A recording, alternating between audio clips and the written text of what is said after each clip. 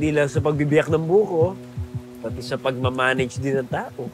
Kaya nga ikaw ang kinuha ko para makasama ko sa pag-aalaga ng mga nyugan ko. At nagpapasalamat ako sa iyo doon. Paano?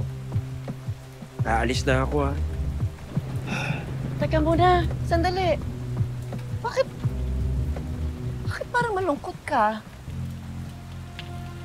Hindi na kasi yata ako sanay na malayo sa'yo, yung sangyugan.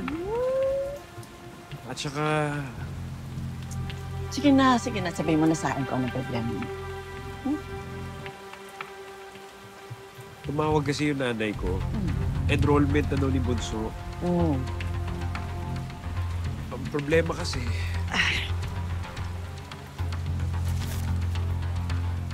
O ito ang 20,000, ha? Bigyan mo to sa nanay mo. ang laking halaga nito. Babayaran ko talaga to.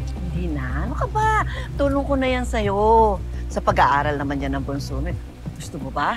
Pag-aralin din natin ulit ang nanay mo? Di ako. Oh, kita mo na.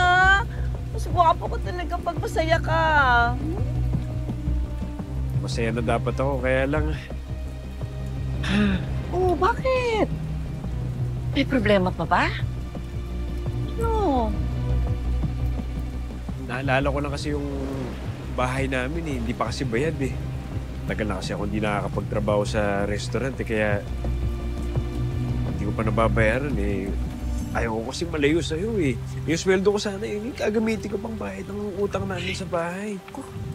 Kaya gagawin ko. O, ayan. 20,000 yan, ha? Bayaran mo na yung upa sa bahay nyo. Lahat ng bills, bayaran mo na rin. Bigay ko yan sa'yo. Wala kang utang sa akin. Hindi. Kapag nakaluwag ako, ibabalik ko talaga sa iyo ito. Ano ka ba? Bakit kasi hindi ka pang mag-full-time na trabaho dito? Dito ka na rin tumira. Ayoko kasing isipin ng ibang tao na pinagsasamantalahan kita. Ano naman yung buko pa? Naku, wala akong pakialam sa sasabihin ng ibang tao. Basta masaya ka. Masaya ka naman. Doon tayo. Tama. Hmm. Sige, mauna na talaga ako kahit ayokong mamiss ka. Aalis na ako. Basta, alam mo na. Pagbalik mo, tuturuan mo naman akong magkayod ng buko. Oo naman. Kakayo talaga tayo. Talaga? O sige na.